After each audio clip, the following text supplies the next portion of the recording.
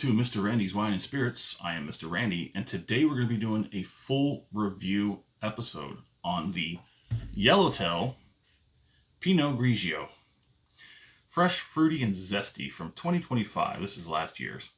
Coming from the Casella family over across the water in Australia. Go ahead and give you a look at the back there.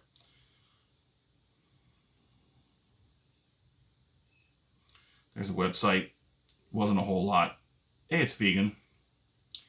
11.5% alcohol by volume. It contains sulfites. If you're new to the channel, hello, welcome. Yes, I did just shake it a little bit. Matter of fact, I'm going to show you. I shook it a little bit. It's got a little bit of... Anyway, if you're new to the channel, hello, welcome. Come on in. Have a seat. All my returning viewers are probably already seated and waiting for the good stuff. So I'm not going to be stingy with it today. Today we're going to get in on it. So a quick rundown for all the new people. Mr. Randy does a 3-part series when he does his whiskey, wine, libations of sorts reviews. When he does the wines, it's a 5-day review system. Part 1 is off the rip, get it home, crack it open, pour it in a glass, have my first impressions, and share them with you. Part 2, which is 2 days later, the 3rd day to be more precise, I stop about halfway point. I let it sit, open up if there's any more to give out of it, it will do this in this time frame. I leave what's left in a bottle for another 24 to 48 hours. It's usually 36 or something like that. They're called the full review, which is where we're at here today. So, excuse me. I'm going to go on the internet, try and find some information to bring back to you so we can talk about it, discuss it. I'll score it. I'll continue to drink it because part 3, about 5 days, we're going to have that final pour and we're going to compare it to the first pour of off the rip and everything that was in between. So here we are with the Yellowtail Pinot Grigio. Sometimes I don't think it's really worth it, but, you know, we'll knock it out anyways. Pull out my whiskey color scale. And looks like it may be, they said pale gold.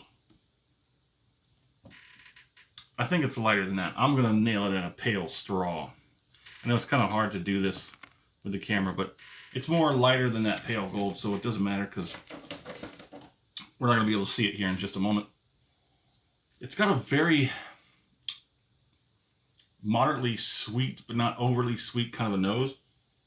You get all kinds of light fruit, pear, green apple, even some kiwi.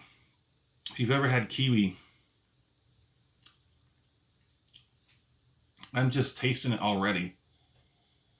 The nose is very beautiful. It's actually much lighter and relaxed here at the halfway point. This is definitely, it's going to be something that you want to decant and let it sit for, I'd say 10 minutes. Decant it maybe twice. They have a device I used to have, a little bulb that sits on top. What you do is you stick it in there like a cork, and it's got a big bulb. And you tip it over as you pour it out into another bottle. Or you can actually decant it as you pour it into the glass. But you could decant it, you pour it out into the second bottle, and then tip it back over, and it decants back into its original bottle.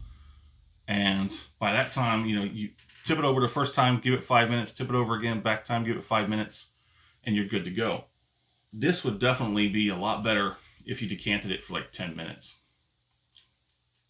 I mean, off the rip, you know, when you first crack it open, you're going to want to let this one breathe for a few minutes. I'd say up to a good 10 minutes, you're fine.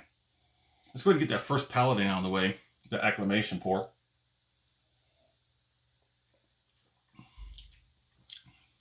It has a very slight dryness to it, but it's not overwhelming. It's not like really bad. You're going to notice it. It's going to kind of be front and center, but it's not stealing all the attention. A lot of the flavor dissipates relatively quickly.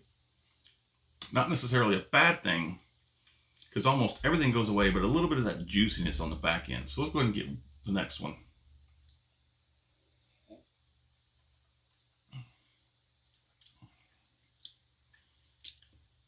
The palate is very light. It's much lighter than the nose. The nose is going to fool you, make you believe you've got something really bright and crisp. It's not. It's mellow, almost mellowed out.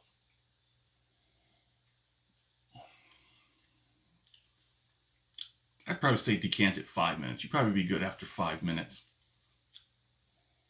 It's a wonderful nose, but it's deceiving for sure. It's going to get one more on the palate.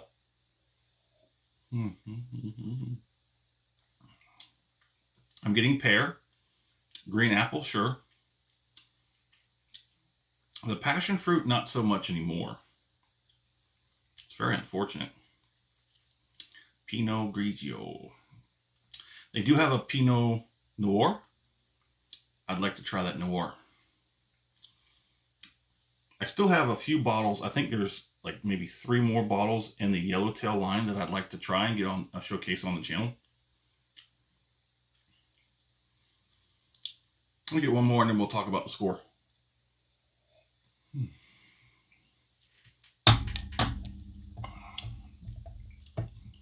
Hey, share the space. Okay. My score on this is going to be I'm going to give it a weak 3 out of 5. Not really disappointing, because that's where we get into the 2 section. We start getting a little disappointed. I'm not really disappointed. I do have an issue now because I've kind of found a new love. I'm really working on these Apothec line, and I keep thinking about that Inferno. That's a really good one, but I'm still looking for. I missed out on that 20. Every time I go out, I forget. I need to go out specifically for that one bottle. That's $25 or $30. I'm not disappointed in this one. It's I forgot. It is 11.5% alcohol by volume, and I got it out the door for just under $6. You can find these just about everywhere. Anywhere like wines are sold, don't go looking for this at like a higher end bottle shop or someplace that specifically just does wines. You're probably not going to find it. I've gotten some very negative looks when I ask for certain bottles of wine in certain places. Yellowtail being one of them, and they would be like, "Excuse me, what is that?" Like, never mind, I'll just go now. But my score, a weak 3 out of 5. It crosses over the threshold of the 2 outside of the disappointing range because it is inexpensive and it's relatively nice. It has a great nose. The palate sort of falls out. I'm pretty sure by the time we get to this final pour that it's going to be just a bit above water with a good nose. It's going to be like that sparkling water. It's fruity, great sparkling water where you can do it really well.